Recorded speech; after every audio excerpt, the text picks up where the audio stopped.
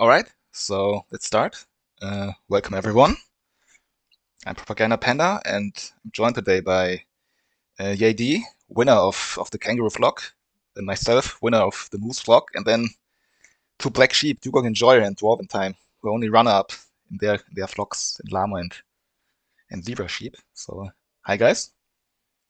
Yeah, my flock was a way stronger, so it's understandable that came in second.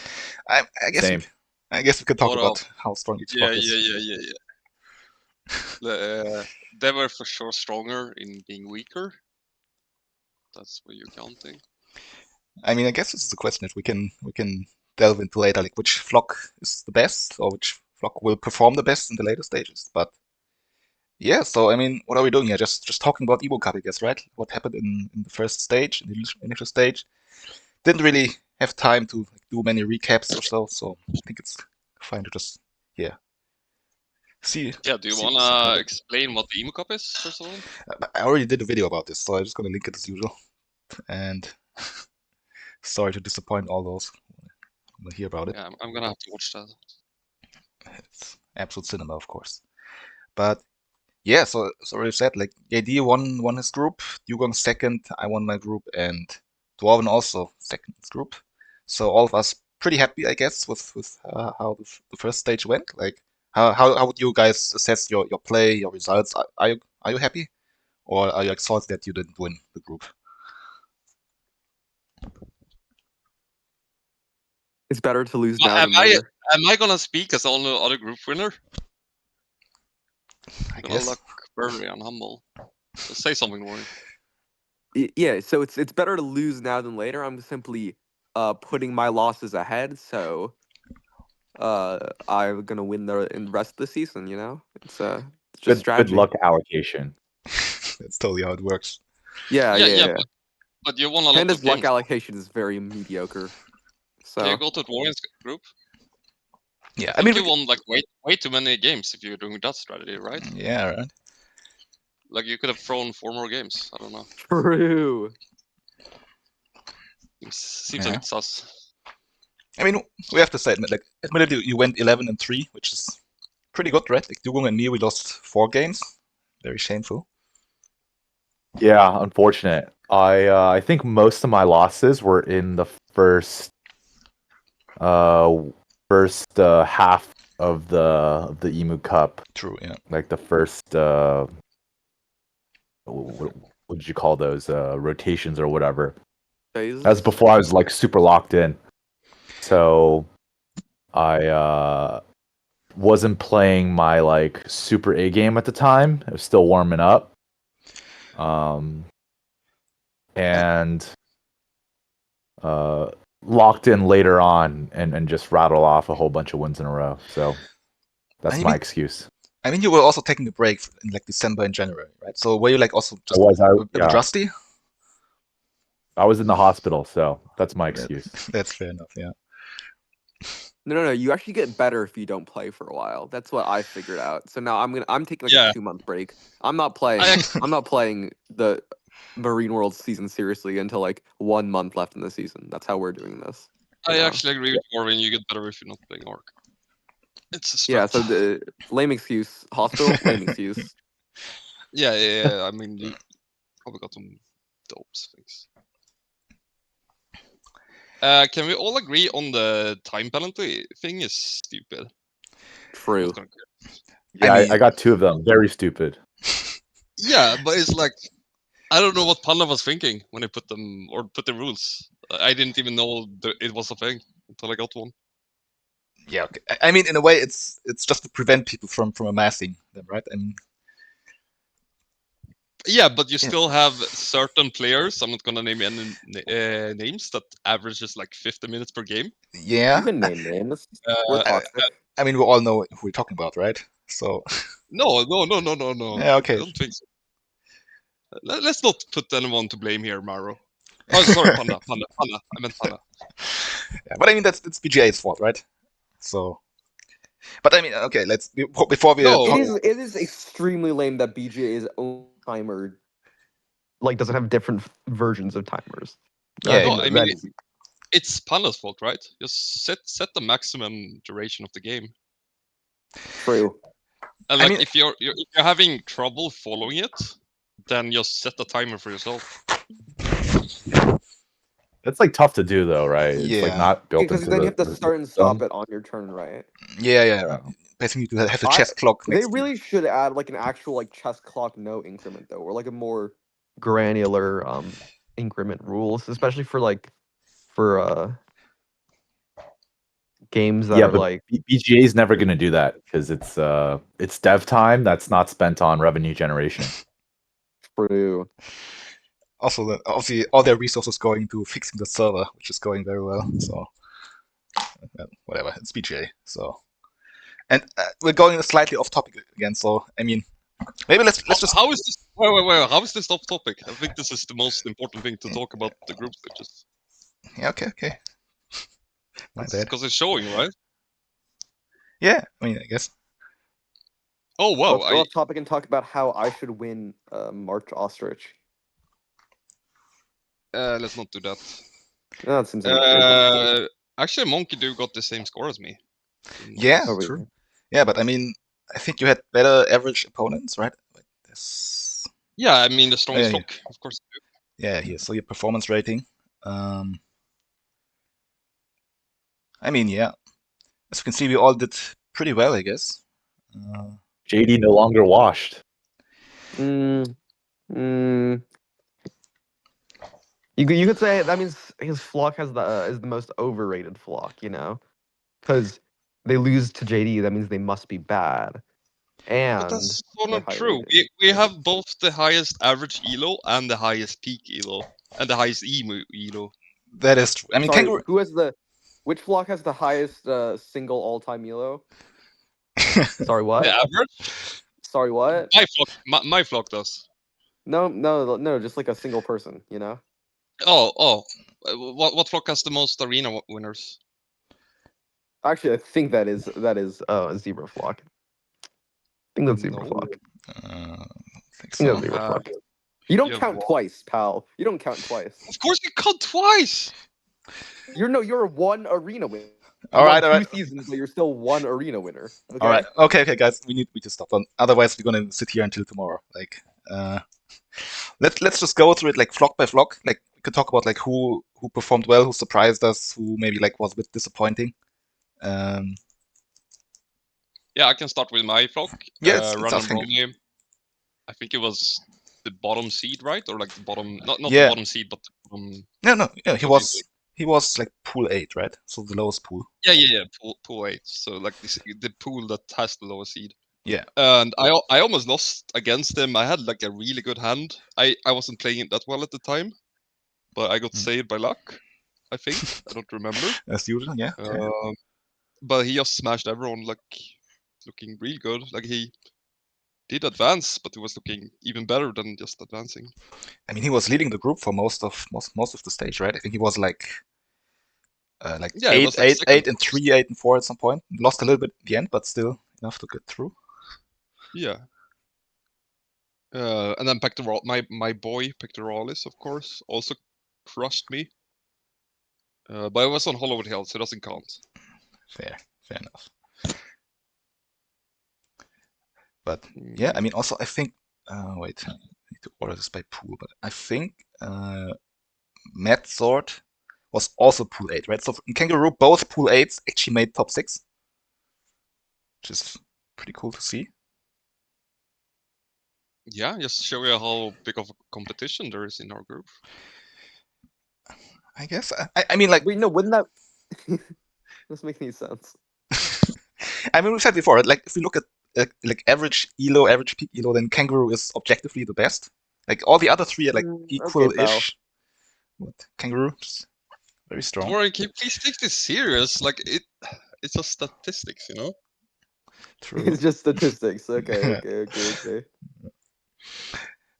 But yeah, also it has to be said, like 50 Grosch, like he finished all of his matches and actually finished 10th, so he would have had the chance to progress, but he wanted to take a break, so he just basically like rescinded his spot to Kishantri. Yeah, wait, what's the status on this, by the way? The what? What's the status You- on the knockout? Your mic is Oh, really bad, Warren. Like, yeah. if you're on your phone, it chases all. Well, suck it up. I mean, it's suddenly become really bad. So, I mean, so like maybe to like briefly explain the Emu Cup, like how the system works, right? So like 16 people, the top 6 advance, then 7 to 10 will play like a gauntlet, where 7 plays against 8, then a best of 3, and the winner advances, and then the loser of 7 versus 8 plays versus the winner of 9 versus 10 for the remaining spot. And if you look at the gauntlet, so Blip actually beat Kishantri 2-0, so he's through. And Dusi lost against Alu Abzai, so it's like Why did they play the same map twice? But we don't have like map pick ban rules in best of 3s, so Is it just random? yeah, it's just random. Oh. But yeah, I mean, Dusi also. I mean, I think Dusi won the Dark Horse vote, right? And a very No, I think Monkey.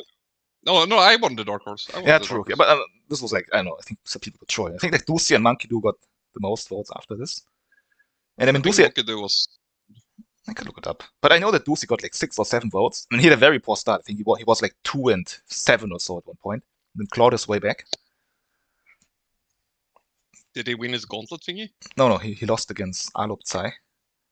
But okay, to be fair, like Alop Tsai Is- also. Is he out? Strong. See, Yeah, I don't understand the Emu Cup because there's no video explaining.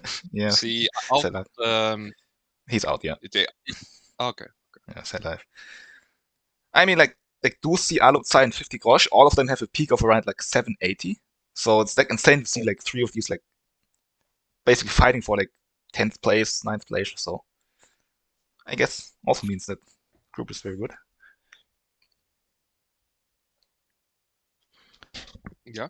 Yeah. Also, I mean, Joe Übergang, also someone is like 730 peak or so, I think. Didn't make it through. Also, shout out to Thambin, who actually hit Master during the group stage. So there's that. But yeah, I mean, apart from this, it was just a very stacked group. But I wouldn't say like there were too many surprises. Like, sure, like someone like Dusi or even Alop Tsai can still go out, right? Like it's a bit of a surprise, but then again, if you have so many strong players, it's not unheard of that some of them drop. And so, yeah, Dugong, we can talk about your group now.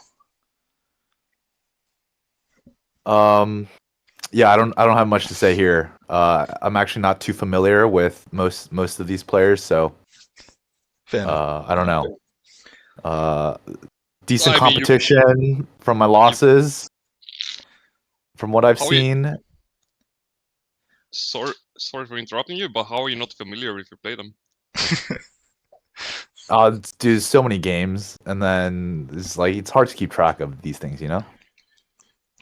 True. I recognize the names, but I don't remember like their like my perceived skill level or my perceived play style. So that's fair. I mean, okay. I want to vent about something, but finish your analysis, Dugon, so not interrupt you. Yeah, no, I don't. You can go ahead, JD. No. Let's Dugon talk about it. Okay. Yeah. If you had something. That's all I have to say. Oh, awkward. Yeah, I was gonna rant about the employee fucking drop again, like for the second time. Yeah, I was also want to touch on this. I mean, I don't want to go too harsh on our boy, right? But I mean, he's basically quit Ark Nova for good now, so I guess it doesn't matter. But I don't think he would be invited back anyway, because it's like he also didn't play his last match the last time, right? This time he also just couldn't be asked to like play it out. I mean, did you say he quit Ark Nova forever? Because we're 3 days into the season and it's already Elite League. Well, I guess. The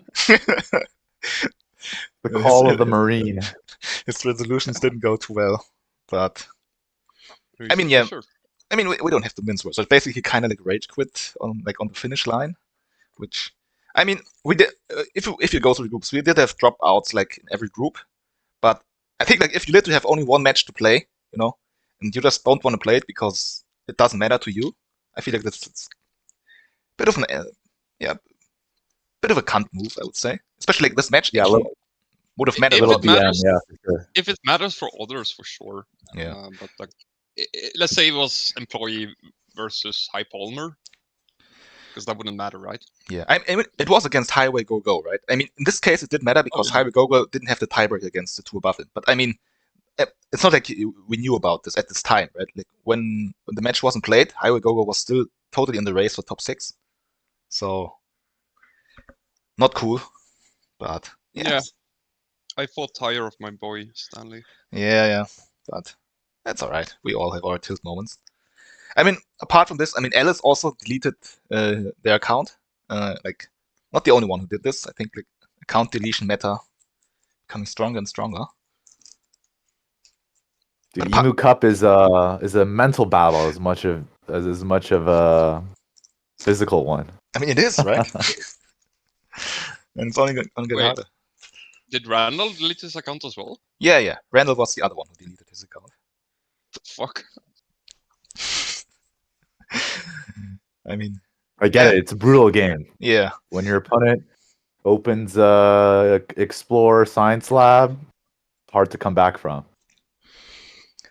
I mean, I gotta say, I can empathize. Like, I had many moments where I also wanted to delete my account, so it is what it is. So, but I mean, over Llama Flop, I think like all the favorites did well enough, right? Like, so you, Dugong, Monkey Do, Darcel, all of them got through.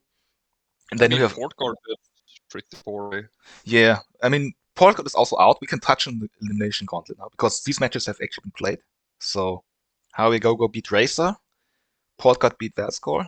So it's 10 beat 9, 7 versus 8, and then Racer beat Portguard. So both 7 and 8 blades actually made it through. So these are just the 8 which are progressing. But yeah, I think Portguard has been like it's been in a bit of a slump. Like not when he's playing against me, he still beats me all the time. But apart from this, I think he hasn't been doing too well in Arena either. So Didn't Portguard beat JD in Marine Worlds pretty recently? Oh no. It was my first I game remember as that. Elite player. It was my first game as Elite League. So I got knocked to the bottom of the Elite League. I would say this. I think Dwarvin's last game of the last season was against Portguard, and Portguard won. So let's keep it at this. We also need to talk about old tiers though. Like I think yeah, just I mean 10 and 4 obviously a super strong record, which he also hit 700 I think like literally in like the first or second week of Emu Cup, then went up to like 750 or so. So yeah, it's possibly a new top player contender emerging here. It's also very active in the Discord. Yeah. That's the reason why he's doing that well. I mean, maybe he is, yeah. But yeah, I mean, in general, like talking about like players who like have emerged as like new contenders. Like, do we guys think that someone like, for example, like old tier or like so maybe like Tony Begonia or so, some of like the guys which were like in the second tier, could they win it all? I think that a big issue is consistency. Yeah. At least that's how I felt about my play when I was around that level as well. Is like if I had good cards, I could play at an 800 level, right? Like it's easy to play perfectly if everything aligns. And I think they have the ability to execute. But when the game gets kind of choppy, got those like okay to bad starts, it's where like the difference in elo really shows, and eking out those percentage points becomes a lot harder. True. So that's gonna be like super critical, I think. And so in like the best of 3, best of 5 formats, they might not do as well. At least that's speaking from personal experience. Is just because of the kind of lack of consistency. True. I would somewhat agree. At the same time, of course, they can also like still continue to improve. But so overall, like, would you guys say that the winner of the Emo Cup will be a Sunbeer? So for those who know, Sunbeer is someone who had a peak above 800. I think there are 9 players left with a peak above 800. I would I'd be. say so. Let's say there's a good shot. Like I probably would be 80-20. shocked. Yeah, I'd be shocked if someone else, someone lower rated, won it. Yeah, I mean, so I think they were. So if you look at the Sunbears, right? So it's JD, Monkey Do, Dugong, Darsel, Panda, Blanket, Cow, Dwarf, and Rudas. I think these are the Sunbears. So yeah. So to use it as a segue, I said like there are 9 Sunbears left. We were originally 10. One of the Sunbears has already decided to focus on his casting duties. So let's talk about the Moose Vlog, about the Elephant in the Room. So I mean, so Sam is out. Obviously, the big surprise I think of the initial stage. How do we feel about this? Like, have you guys seen some of his losses? Yeah, I think I would have won them. This it's evident, yeah, but apart from this, I did see someone stream, and I clicked like it was when we were 0-5. yeah, I was checking out on stream, and it was like just every game was so brutal for him. yeah. But then I finally found like a read game, and like he took some different decisions than me, but I don't think he played horrible at all.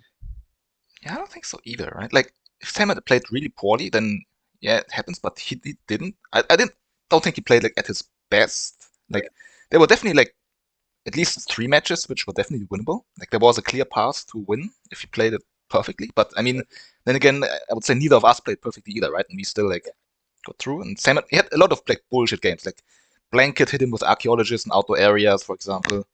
Tobiko also hit him with Archaeologist and actually threw the game. Oh, that was hilarious. One of the best games the first stage. Could have been 4-10.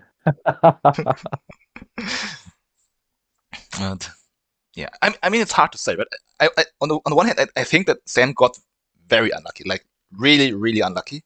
At the same time, I mean, 14 or 15 matches is it's a decent sample size, and like nobody else dropped, right? So was he just the one who got like super unlucky, or do we feel like if you're a true 800 level player, you should make it at least in the top 10 anytime, like in any case? Skill issue. Yeah, skill issue. Okay. Sorry, Sam. The verdict is in. You were just too bad. But no, I mean like not to go too hard on Sam, but I feel like I was only watched like 4 games of his. He did get very unlucky in them. yeah, I think he should still have at least made it to the gauntlet. yeah. I mean, at the end, like even if he didn't do too well, or maybe was like had some bad games, overall, we obviously there's no doubt about like his strength of a player, so, right? So he's still obviously one of the best. You want an arena season. It's Yeah. more than a lot of us. I mean even though we won the arena season, come on, it's not hard. Let's not discriminate against those who have not done it yet. Come on. Yeah, but they should have done it by this. I don't know. But okay, I mean, so if we're talking about like new Sunbears, so I mean, I think like actually, there are 3 players I think who hit Sunbear during the group stage. So or this first stage. So you, Dugong, of course, Cow. We can also talk about Cow later, and Blanket. Also, all of you. Yeah, Emu was really good for farming elo. Like true, finally getting good opponents. Yeah, I mean, it was a combination of like being super locked in. I was like watching all the replays, so I was kind of like learning a lot from like the high level replays, and then playing super well and getting reasonably lucky against high elo opponents. So I just like my elo just like flew up and hit some beer status. I was also in Ostrich at the same time, but I wasn't as well versed in Marine Worlds. So my opponent graciously agreed to play friendlies, so Elo wasn't on the line. I went 0-2 in that match, so it all worked out. So you cheated your way to 800. Is that what I'm gathering? You call it what you want, but the results speak for themselves. Yeah, fair, true. Also, like Dwarven hit 900 during Emu Cup, right? So I guess like your hypothesis of of farming players doing Emu Cup kind of holds true. But I mean, so about Blanket, like, how do we feel about her? Like, is she just a contender to win it all? No. I'm not even gonna mention it. But no. I'm. You guys know what I'm thinking. I'm not gonna mention it. Like her opinion on one certain animal, or No. I'm not gonna mention it. But I've barely seen any Blanket games. But yeah, fair enough. I would probably not put her in contention, but I don't know. I don't know enough. But with some opinions she has, I have a hard time seeing her win it all. She plays well. I've seen some of her games. Plays well, like really fast paced. Yeah, true. Well, time will tell. We'll see. I'm excited to battle. All right, then let's go to the Zebra Flock, the last group, where, I mean, yeah, so Cow, newly crowned rank 1 Elo leader, Nova, also won the group. Beat Dwarven for the head-to-head. I think Dwarven, you also had Cow as your dark horse, right? Yep. Yeah. I mean, yeah. I think it's a good dark horse pick. I mean, I guess he was 700 elo, so could have gone at that time. So could have went even more deep, picked a lower seed. I mean, Elixir would have been by far the best dark horse pick, but I think True. Cow's still a very good one. I think I think he has a chance to win it all. He has a chance to win it all if all of his matches are against me. I cannot beat him. If he faces anybody else, he'll get clotheslined immediately. That's how it works. It's like Ducci, but since Ducci isn't in this, JD has an upper hand against me now. So kind of a scam. I mean, have you looked at JD's record against Cow? It's not too pretty either. So I mean, we only played Marine first, but I definitely think he's a contention. He's a good player. Yeah. I mean, I hate to say it, but he is actually good. So some would even say the best Vietnamese player. I mean, right now he is, right? I would love to say that I am, but I mean, right now I don't have any argument on my side. So I would gladly give this title to Cow right now. And yeah, I mean, you briefly mentioned Elixir, like, who's also like a Vietnamese player who, I mean, honestly, I did not expect him to even make it through, but he actually like kind of dominated this group stage too. Also hit 700 in the group stage. So yeah, massive hater. Not sure if he's gonna win or so, but definitely like someone is up here. And yeah, I mean, yeah. So you had Cow as your dark horse, right? I had Dugong as my dark horse, so I think both of us are very happy with our picks. AD, you had Monkey Do. So yeah, I guess all. Yeah, I had the best dark horse pick, right? The highest BR. Monkey Do was my winner pick, so I'm feeling good. Well, I guess all three of us, the other three picked Dwarven, I think. I mean, yeah, I unfortunately had to pick Dwarven. Yeah, I mean, you couldn't pick yourself, right? Otherwise, Dwarven also would have picked Dwarven, of course. But yeah. I think my first form had I put myself for both of them, and you said I couldn't do that, and then I true. Yeah. Then yeah, I mean, also Zebra Flock 3 dropouts. I mean, it's quite a lot. Gotta say, like, Epe is excused. Like, just had some things arising, so he's excused. The other two just kind of stopped playing. Maltman, more like Maltman, am I right? Maltman needed to hit his parlay, so had to drop out. The trash talk here. Yeah, but I mean, I guess in a way, if we talk about the weakest flock, I feel like if you only need to be 10th out of 13th to like have a chance to make it through, then how strong can this flock be? Okay, no shade, that's but kind of a technicality, though. I feel like that's kind of a technicality. How is that a technicality? It's not. Wait, that doesn't mess with the strength of the flock at all. Okay, can you bring up peak elo and average elo? No, those aren't good measures either.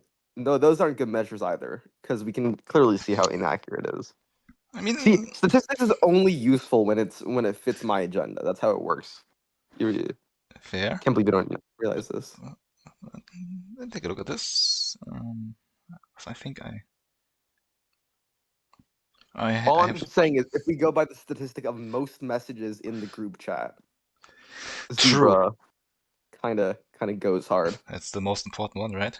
But Yeah, that's the best metric for strongest group. so this is the peak elo of each flock. So I mean, we do see that kangaroo has like a sizable advantage. And last place, I'm just gonna say it. Oh, Joker. Who would have thought? But yeah, we can look at the gauntlet also for like these two flocks briefly. So in moves, like Tobiko lost against Ferg, and Helby beat Derek, and both of these are still have yet to play their match. So Ferg is through, and Tobiko and Helby need to play it out. I mean, both of them actually finished top 10 in arena, right? They were 7th and 8th. So yeah, also kind of insane that one of them will not make it through. Good argument for I've Moose got being my money on Helby. I don't know. I mean, Tobiko's gonna choke it, right? For sure. We know Yeah, 100%. I don't think it's gonna be. I feel like if he made it through, it would kind of devalue the next stage to have someone as bad as Tobiko compete amongst True. us. So yeah. Factual. And for Zebra, so Arrigo beat Extra Zen, so the mathematician gang is represented. And yeah, Extra Zen will then play the winner of One More Try, Please, and Sir L for the last spot. So yeah, these matches are still like ongoing. We're still gonna do the draw tomorrow, and then start with the next stage next week. So yeah, that's for now. Anything else you guys like want to mention about how the initial stage went, or shall we just look at the stats now? Let's look at the stats. All right. So I mean, we were just flaming him, but really big shout out to Tobiko, who like assembled and collected tons of stats. So we can really do some great data analysis here. So yeah. Actually, wait. I just want to show some appreciation to Tobiko here. Where did my Discord go? I'm gonna send you something on Discord, Panda. Okay. I mean, in the meanwhile, we can already look at the stats here, right? We have tons of stats to look at and talk about, but yeah, I mean, first of all, Let's make this another 2-hour stream where we just go over the stats again. Let's try to make it shorter, but I mean, we have time, right? So let's just talk as long as we want to. Like, I mean, as I said, like, Censor the name, but show the picture. Okay, I'll look at it. I mean, you don't have to censor the name. Jesus Christ. I will not show this. Okay. It's someone saying something positively about Tobiko. It's not allowed. It's illegal. True. Okay. What was it? But okay, so average turns. I think this is only like the initial stage, because I also have it counted here, right? I think this includes like some of the gauntlet games, for example. So like there's some discrepancies, but like overall average turn number like around mid-30, which seems it's probably like what we expected, right? But so something I thought it would. There was lower? decent chances under 30. I feel like I don't know. Maybe in the second and third rounds it'll be under 30. I feel like we're gonna, True. I don't think we're seeing that many over 30 games anymore, unless there's like a huge, like 31 at most, and there's a bunch of like 27, 28, and some even lower. So I feel like we'll see sub 30 in the advanced stage, and if not, the Yeah, but Do you know what I average? knockout. oh, wait, I mean we can look at it by player, right? Oh no, I know what I average. I just looked it up. I mean, 31.87. I think you're one of the slowest, right? How did you? Yeah. Wait. This speaks to the strength, Oh, because by the way, How does it playing- speak? Have you seen my score per game, dude? he plays so slowly. Everybody Yeah. just lets him do whatever he wants. It's pretty Yeah. crazy. But, I mean, Pretty wild. Can we look how Dazzle has 33.5 on average? This feels like, I don't know, a remnant out of 2023. Well, you also have a big average score, right? I don't know. Like 121 and 33. So I mean, sort by average score. I wanna see.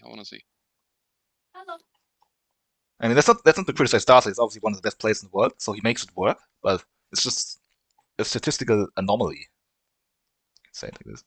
But if you like, Yeah, but if you look at this average score, it's really high, no? no, it's not. That's the thing. No, sort by it. Or can't you? Wait, let me reload. But I mean, like he has 121 and 33 turns. This is not high.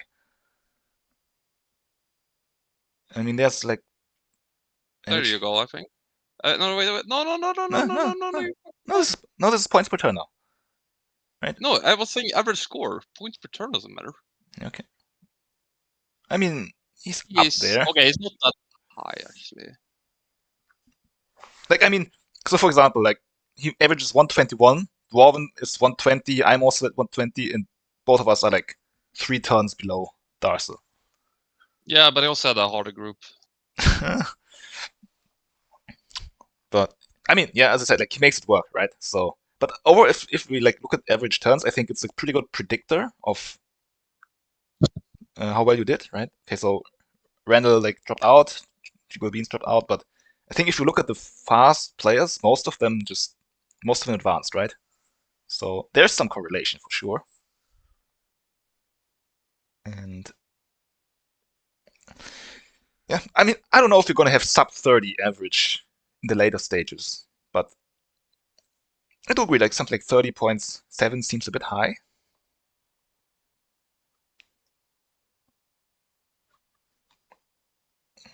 Also, like one stat we need to talk about for sure is so this is not totally up to date. I think like it's missing the last 20 games or so, but still, it's been pretty consistently around 45%, right?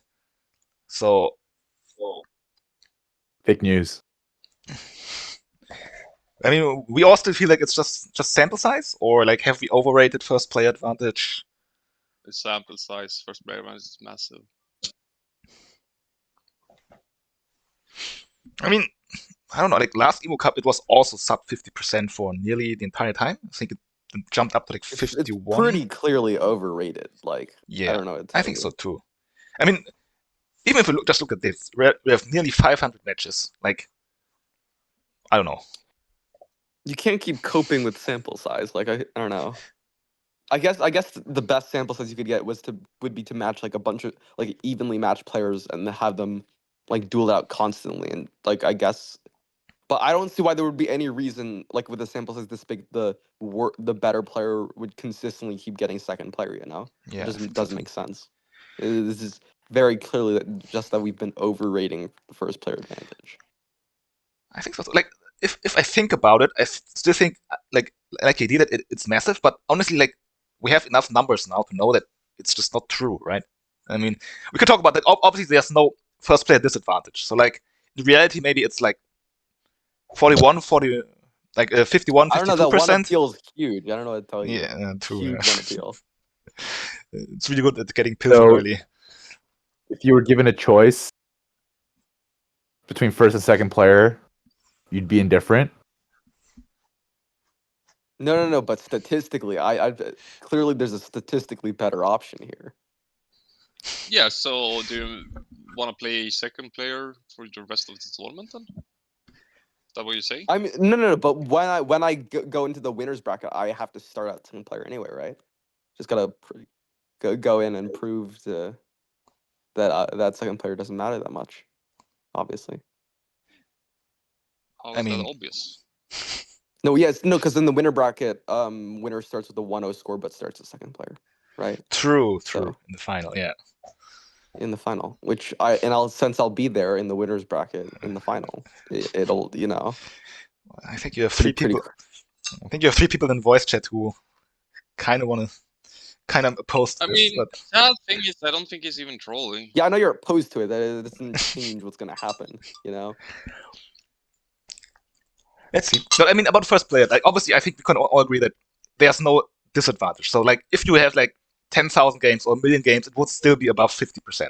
But not as much about 50% as previously thought, probably. Like, I think I predicted at the beginning of Emu Cup Season 1 that first player advantage would be 60%, which is ludicrously, like, totally wrong. I don't think there's any... I mean, I guess it just ends up not being that important compared to the card draws, you know? Like, Yeah. it just doesn't matter as much. Yeah. I mean, it's still baffling, right? I mean... No, not really. People just use it as a reason to cope about why they're actually good when they're really not. Yeah, okay. Like Yeah. JD, for example, you know? Oh, it's always first player advantage when he, you know, just needs to lock in. I feel like it's pretty clear. Yeah, but I mean, also I think I had the theory that like maybe just players are still not good enough to like leveraging it. Like I think like us 800 players can really use first player advantage, like to I like mean, dominate.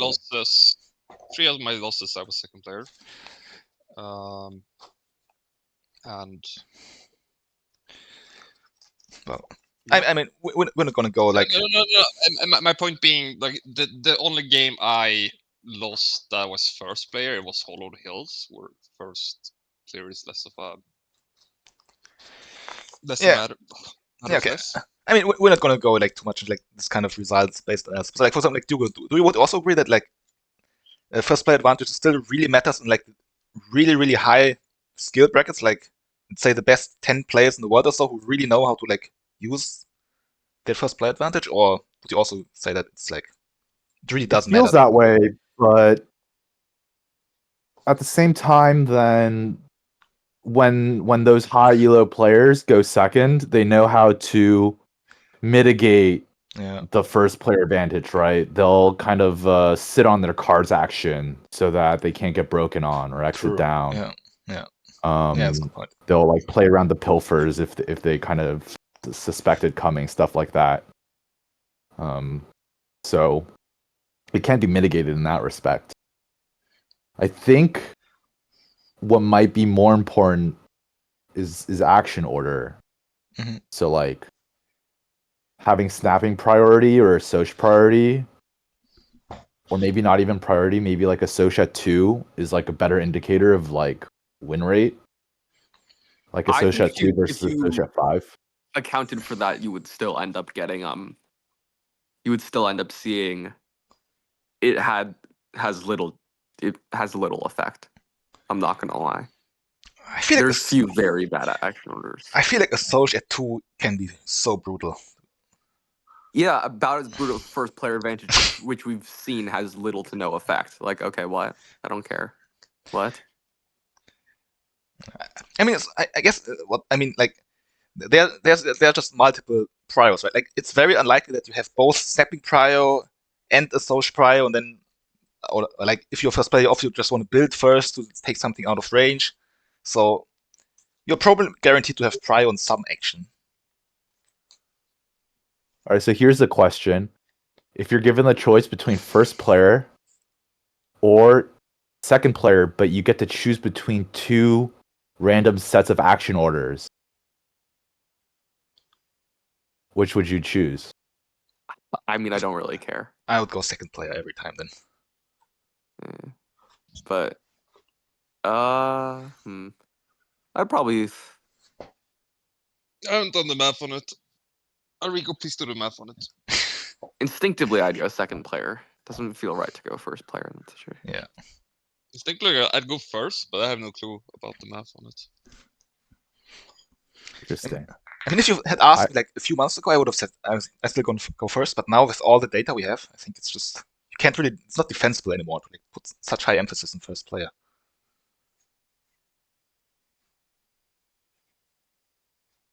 No, but it's bad data. First player has always been a JD Cope thing. I don't know. I hate to break it, but yeah, I mean, got him. Maybe it is. Yeah. Okay. I feel like I haven't been like, oh, first player advantage. Oh, the game was lost from the start. And the only person I've really seen talk about is JD. You know, I don't know. Feels like a lot of cope. I mean, that's usually true somewhere in the middle, probably. But okay, I mean, we have plenty of other stats also to talk about. So if you look at upgrades, I think probably nothing too surprising.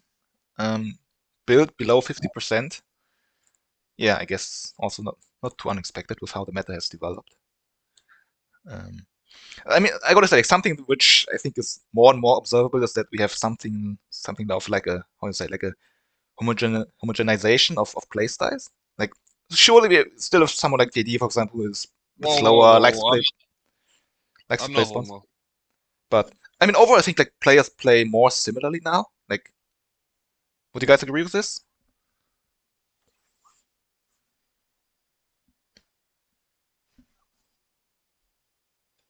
I disagree.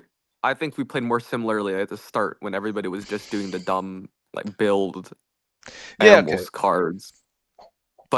And then there was a lot of split between two, and then I think it's converged again. Yeah. But maybe there's gonna be another meta shakeup soon. Who knows? Honestly, you never know. But I feel like the base game is somewhat not solved. But I don't think we're gonna have like a big meta change anymore. I feel like we're being close to optimal. I mean, it depends on map, right? Yeah, Because the true. new maps are pretty dumb, and like you can easily get away without upgrading build, etc. True. Yeah. Yeah. I mean, also Marine Like Worlds, obviously. if like they would change the maps around, like maybe get alternative maps too or something, like things would definitely change, right?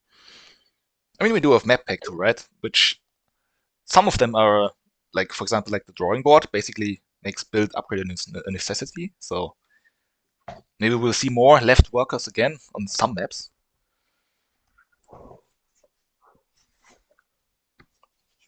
But yeah, I mean, overall. So something which is also kind of interesting. So average projects, obviously, we all know you want to do as many projects as possible, and this is a pretty good predictor of win rate. But okay, so only for you, JD, yeah. So obviously we had 64 players. Out of 64 players, if we rank all of them by projects done in the group stage, where do you rank, JD? Where do you think you rank? In the middle. In the middle? Straight down. Okay. Yeah. Any other opinions? I know the answer, so I can't say anything. I looked this up before, actually. He's probably pretty low, probably at 3 to 4. Damn. That's what seems to be implied by you're asking us this question.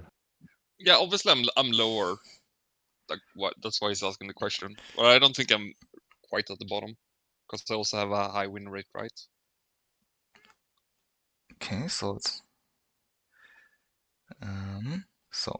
sort by it. And guess what? JD has the second lowest projects done with 3.07. Yeah, what did I say? 3 to 4, pretty wide range. Yeah. Jesus Like, Christ! who's the How do you- most? I'm unlucky, okay?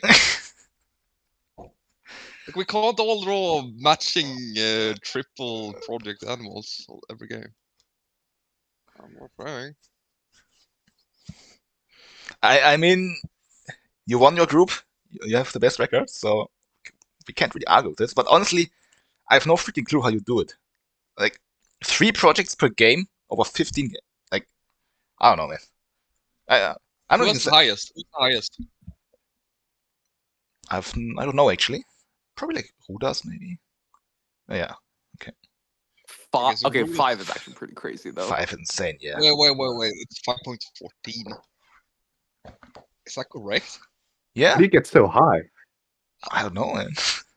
It's crazy. Oh, he must be really fucking lucky, no? I mean, It always comes down to luck with I JD. say like 29 turns average. 5.14. Okay, but 5 is a point where I feel like you might be over prioritizing projects. maybe. You I know? mean, if that you look might at be the threshold where it's going a little too Yeah. far.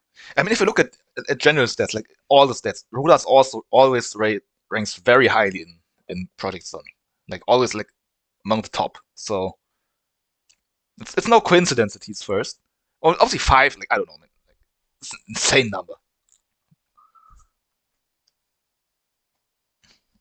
Still. Yeah.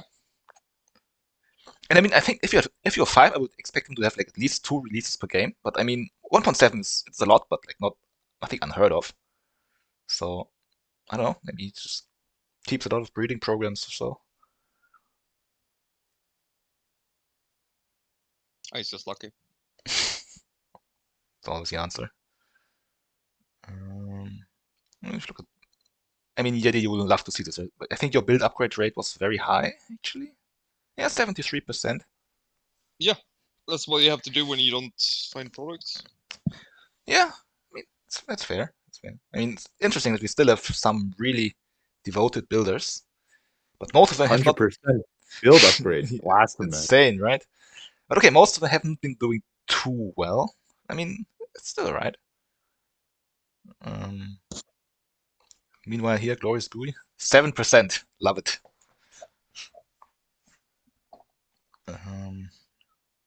Yeah, both of us here, 26. Also, okay, speaking of statistical anomalies, like this one, obviously, we need to talk about animal upgrade rate. Dwarvintime. What is going on here? Wait, what? I mean, What the? No. That can't be right.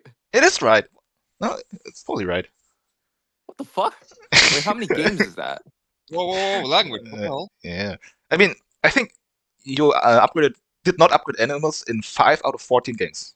And it's true. I can check them. Like, you did not upgrade it. Those are my losses, right? I feel like I started inting a few of them. Yeah, that's true. I think 2 of your losses were without animal upgrade. 2 of your 3 losses. Okay, wait, no. 2 of them were without animal upgrades, but that's when I remember those games, but that's when I was getting desperate. That's when I started playing like some unhinged lines to try and claw back, because I remember I was pretty far behind, and so I just didn't upgrade animals because I need some crazy shit with like association upgrade to get back. I don't know. Okay, but counterpoint. If you need crazy shit, don't you hope like for like Galapagos or something like this? Like no, because I think I remember the game state where I didn't upgrade animals. Jeez, I did not expect it to be that low, honestly. But it was correct every time I did of it. course it was. No, because it was specifically on Hollywood Hills. Hollywood Hills has a lot of extra CP for the final work for like. I think I took worker or something, some shit. Yeah, there's a lot of CP on Hollywood Hills for the association upgrade. So I was like, I'll upgrade association, and I was kind of poor, so I was like, I'll upgrade association, see what happens, and then get like because there's the partner zoo and the association worker on so there's CP there. I think the opponent hadn't upgraded associate, so I think that was my reasoning. But at that point, I was like 30 points behind. Yeah. So it was like kind of crux anyway. Okay, fair enough. I mean, you described it as unhinged, right? So you are aware that this is not optimal, I guess, or like not the best for expected value. Oh no, what were the other games I didn't like? Do you remember which ones they were? Honestly, nah, not really. I know that you didn't upgrade it with this cow on Geo. How did that game go? We all know. We know it. But I mean, I can understand the reason that, like, I don't know, like you need to find points somewhere, so that's like hope to like find the the African rhino and then claw back your way with donations or something like this. Yeah. The same. I think like if we have one, I was joking a little bit about Galapagos, but honestly, I think if we have one America tag, I would honestly maybe just upgrade animals, just hoping to find Galapagos. I guess Dugong would also agree with this. Like, it's just such a good out to come back. Agreed. So good. Counterpoint is not that good on Commercial Harbor. I just did a 21-point science library on Commercial Harbor, so I don't know. That's good for you, I guess. Thank you. But yeah. Okay. So project bonuses. Can also look at this. Now this one is pretty convoluted. I guess. Does this work though? Like how? Yeah, so but basically Tobiko tracked like which bonus were taken in which order and then looked at the win rate. Of course, sample size is pretty low. But for example, if let's look at first only, for example. So size 2 did clearly better than snapping, interestingly enough. But okay, I guess most of us also prefer 2 sides over snapping, probably. I don't think that's clearly. No, that's not clearly. Yeah, okay. Sure that wouldn't pass. I don't think that would pass the statistical test. Yeah, maybe. Yeah, fair enough. I think 2 size is better if you have access to, like, if you root us, 2 size is better. Because you can just No, get I'm team 2 size. Like those the early 2 sizes are like so good. Yeah, I think so too. I think like also like I wouldn't say it. I wouldn't call it good, but I would call it necessary without upgrading build. Like if you're gonna upgrade build, you kind of have to take it first reward. yeah. Otherwise you're just gonna run out of enclosures unless you find a ton of releases. Yeah, I mean, I still like taking stepping first if I have release, for example, or like already a flocker in hand or so. But I think also like we all draw from deck more now, right? So like you don't really need snapping bonus that much anymore to like have the necessary card quality to close out the game, because we kind of figured out that drawing from deck is just OP. All right, who are the 2 people who took 12 money first? I want to see it there. I don't think we can see which games these were, but honestly, absolutely unhinged stuff. Must be I for can first see, year. I can Must. see the Aviary. I can kind of see the Partner Zoo. It No, must. but it's like- probably like it's probably an unlucky bastard that doesn't have a project until final round. Then they just Yeah. take money. Oh, Yeah, if you take yeah. okay. money first I've project, done this because your before. first project is is in Okay, the yeah, last, good last point. break. Yeah. I mean, I was gonna say like, Even otherwise, then, I feel like you'd be checking out like X tokens, but yeah. yeah. I mean, other than first year, there's really no reason to take 12 money, right? And even for first year, I would be like, do I really want to take 12 money? I mean, there's definitely reasons to take 12 money. Yeah. I don't think 12 there's a money is situation better where than 3x tokens. where you would get 12 money if your first project is in like round 1 or 2. Yeah, I think so. It really is like no, it's released in first heal is essentially it. Is the reasoning, because then you get the money back from the appeal and then you get the worker too. Yeah, I guess. Yeah. Is I the- mean, is the reason. there are always edge cases, but yeah, I think overall, like JD's like hypothesis makes sense. Like it was just some poor thought to the project very late. I mean, also like I honestly I was kind of thinking like that left worker would do better. I mean, obviously we all know that left worker is suboptimal compared to stepping and two size, but like I thought the players are so good that if they take left worker, they would kind of know what they're doing, but seemingly they don't. Maybe it was correct for them, but the situations where you need to take a left worker are just worse. But Yeah, you know, yeah, I don't know. I mean, I was some of the people said like honestly left worker on Hollywood Hills can be actually good, but I think I've changed my mind. I think Hollywood Hills is also just go to CP worker. It's okay.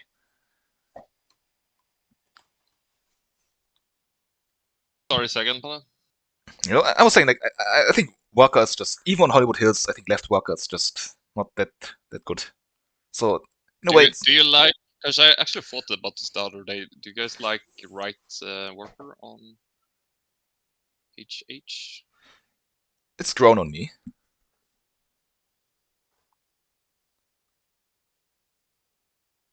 Two CP worker on Hollywood Hills. Yeah. Yeah. Yeah, I think it's fine. I haven't really decided if I like it or not. You just like need a good way to cover your H's. That's about it. Yeah, I think so too. And it's like a little awkward if you don't have build upgrade, but you can still make it work. I think if you go 2 CP worker, you definitely need to take 2 size.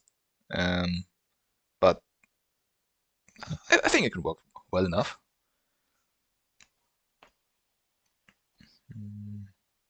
The only issue with Hollywood Hills is you get a lot of like sponsor building, so if you don't have build upgrade, you have to like be very cognizant about how you're placing them.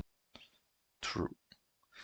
We can also look at some of the more obscure ones. So, for example, I'm kind of be interested to see how well pouching and marketing does. Yeah, marketing looks pretty good, right?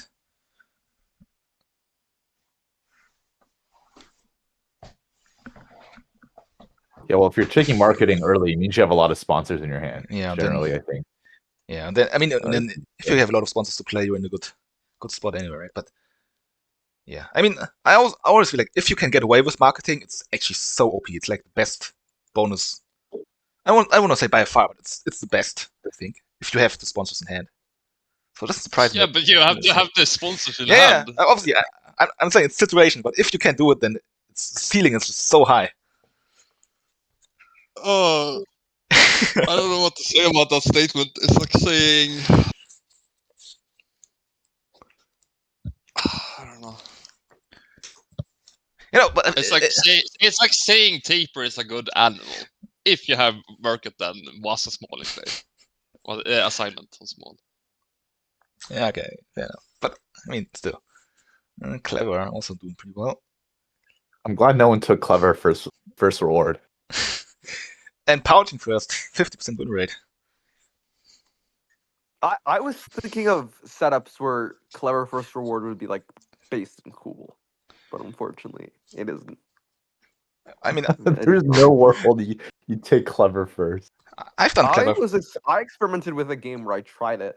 The idea is you take 2 CP worker and you get the upgrade anyway. Like then you can upgrade build or something. Like you Clever down, take the partners with an upgrade build, and then cover the UE that way, and then like a break immediately or something. Like pretty crazy. I tried it once, and I tried it once, and then I got hypnosed with my association at 3. At 3. Ouch. Karma for I mean, trying that line. And I will say this, I think I've done Clever first actually twice. Did I win either of these games? No. But I still think there are situations where it's good. I still have to prove it, I guess, but I think, like, for example, if you really want to use your 2 CP worker, and you already have your next project lined up, so let's say, for example, the break is imminent, and you really want to get the Spartan Zoo for your next breeding program, so you just want to Clever a Soch to 3 to do the Spartan Zoo right away. Then next round you can just do the project again and then take snapping or 2 size. This would be like my reasoning. But I don't know, maybe it's also just bad. Seems horrible. I'd rather have a 2-side. Okay, fair enough.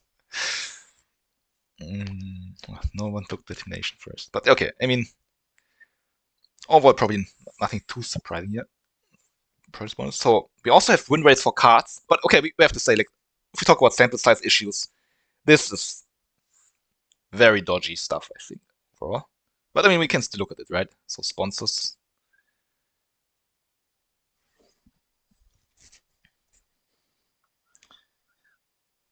Where's Explorer? Ooh, overrated card. It's 48%. So bad. Yeah. No longer snapping Explorer. Yes, please, my opponents, look at this win rate and leave a card to me. Also, free range. Yeah, okay, only played 18 times, but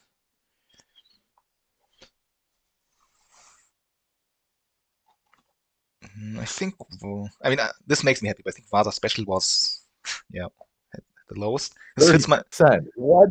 it fits my agenda, so of course I will say that this data is totally true. That's insane. I mean, I would say It's this. just people playing in the wrong times. I mean, That's what it is. honestly, I do think that it's like I've seen at least 2 or 3 games in Emu Cup where people just played Vasa Special. It just lost in the game because they just played it at the wrong time, or like when it just wasn't appropriate. Like, you can outskill yourself this way. When it is appropriate, it's really good. Yeah, I mean, I'm a Vasa Special That's hater, what I have to say about it. but I do feel like if you play it, then you should have a win rate of like 80, 70% or so. Like, it should be really high if you know when to use it. So, I don't know. Guess it's a skill issue. Definitely skill issue. Yeah, skill issue. To agree here. Yeah, also, JD's beloved guided school tours. Oh, it's so good.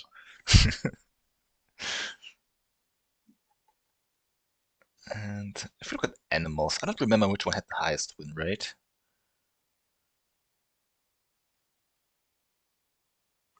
Red deer, way down. Oh, Nile crocodile. Okay. Guess it makes sense. Oh baby. Oh baby.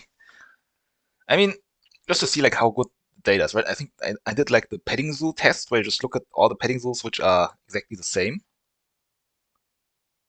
It's a bit racist now. Maybe. Wait, how did it do You're this? unchecking them, so Oops. You would need to do like guinea pig only, and then add rabbit. Yeah. Okay. True. So it's rabbit, domestic goat, right?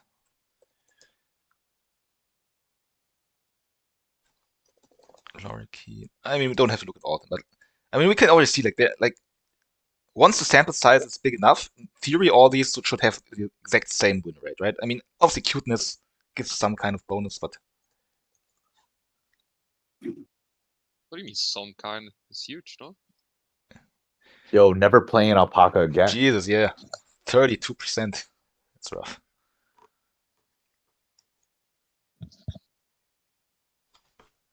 But yeah, I mean, I guess just looking at this, we can already see that the sample size is not big enough for any real conclusions. It's just somewhat fun to look at it, I guess.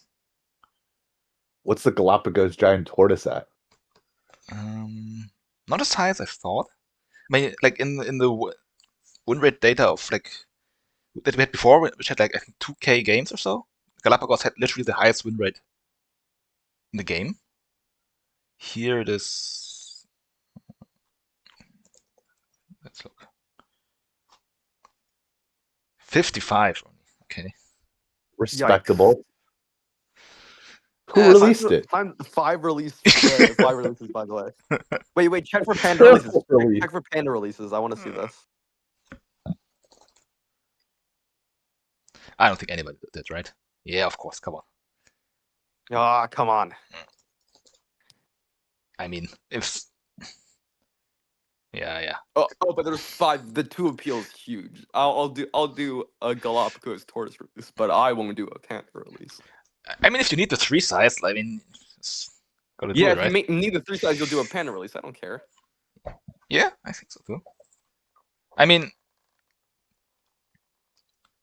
I think there were only like 5 or 6 animals which were not released. So,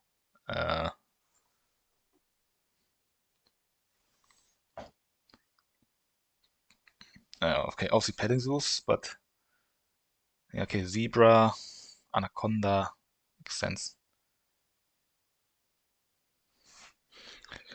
One proboscis release. I mean, I don't hate big nose release, to be honest.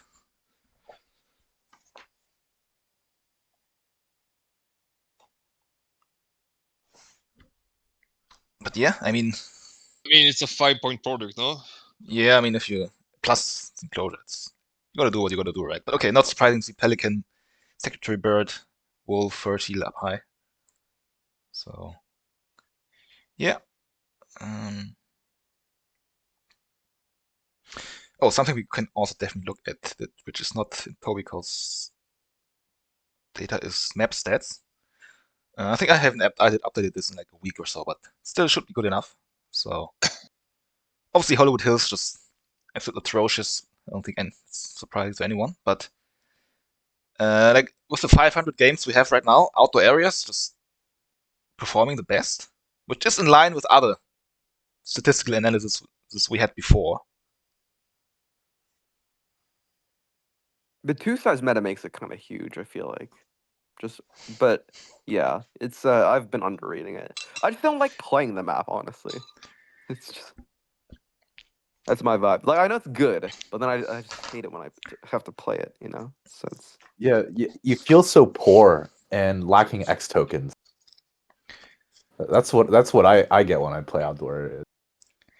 Yeah, I mean, I think it's the only map which only has 1 X token as a placement bonus, right? All the other ones have at least 2. I'm broke and have no X tokens.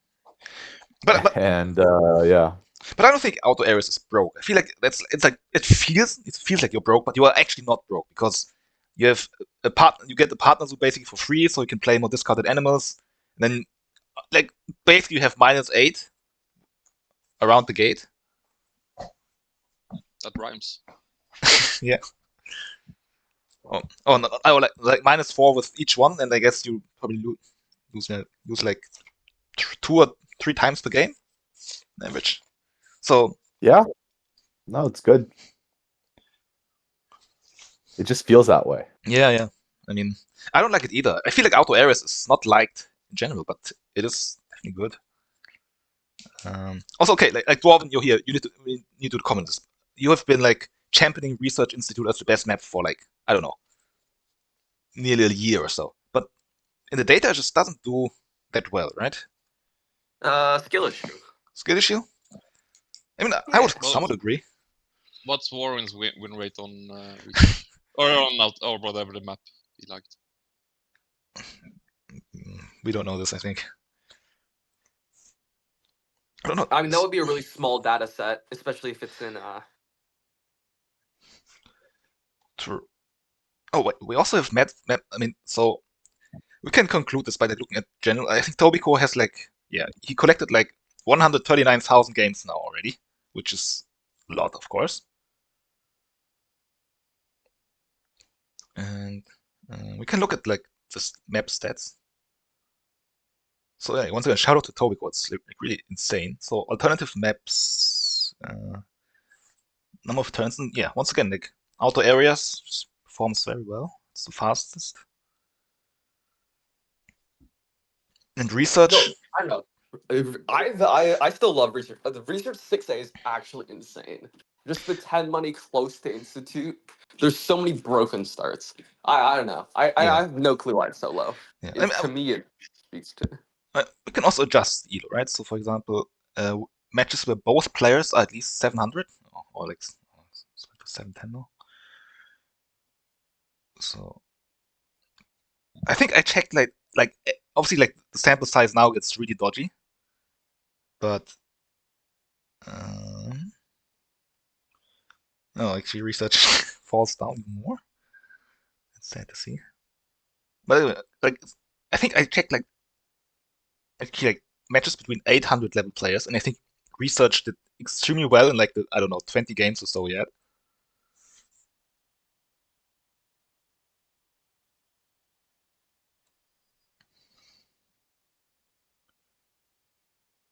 Oh, okay, never mind. I'm capping. I guess map is just not, No. not that great. No. I'm standing by it. I'm standing by it. Stats are only real when I like them. Yeah, we need the 900 stats, right? So Yeah, unlucky. Yeah, 900 stat, 900 stat. But I mean, I do feel like filtering between like where both players are 700 is. I mean, it's only 400 matches, but it's still somewhat interesting. But I mean, honestly, no matter the settings, outdoor areas, it's always the fastest map. So this needs to count for something.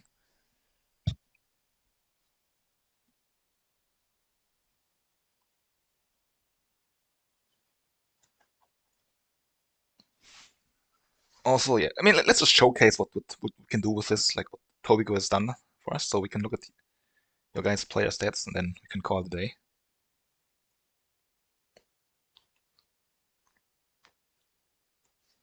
So, for example,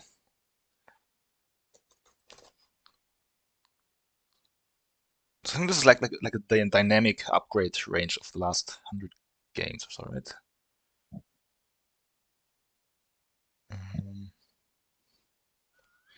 Yeah, I think like we all saw like around like the summer of 2024, like build upgrade just began to like descend for nearly everyone. But I mean, Dawn, you had stretches where your unanimous upgrade rate was below 80% over the sample size of 100 games. So that's crazy. Yeah, I mean, I don't know how you do it, but also, I mean, like Dwarven has been like spamming me in DMs good again, or like, and I mean, data also shows it, right? Like you're up to like 40% again.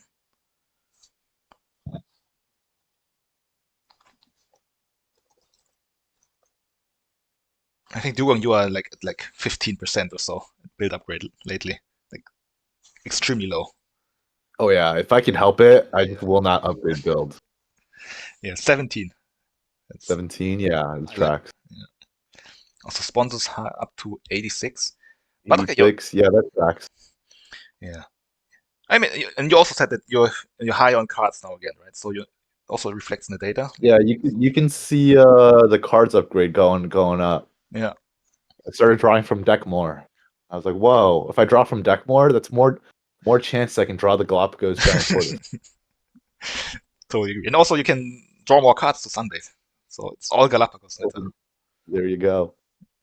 And yeah, also you're a reasonable person, always animals upgrade above 90% at least. But yeah, we can also for you, like here around August, September, your build upgrade rate really fell down. Okay, I'm also down like, yeah, 15%. But yeah, I mean, I guess it's just to show like what kind of data analysis tools we have now. Probably gonna link it in the description. So if Tobiko has collected like 100,000 games or so, and there are like tons of players in here.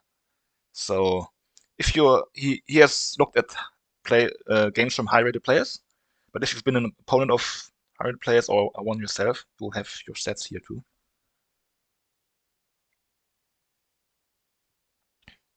And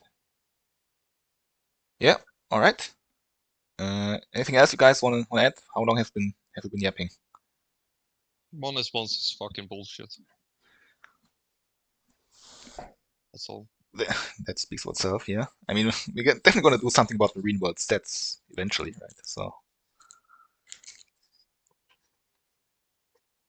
Yeah, I've been doing some funky stuff in Marine World. Like, you can get off to some ridiculous starts. Yeah, for sure. I mean, I personally haven't played that much Marine World. Kind of want to wait for the meta to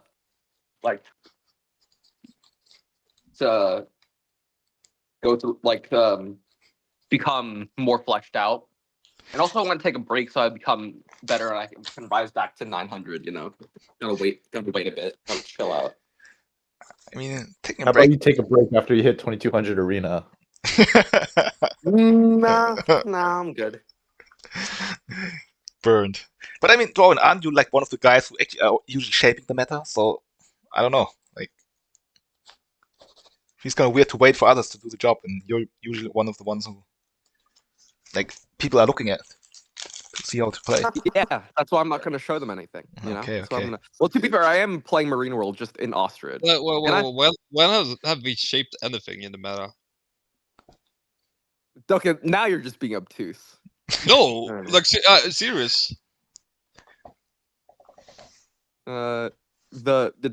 The game speaks for itself. What games? Yeah, see, Dugong laughed at that. He gets it.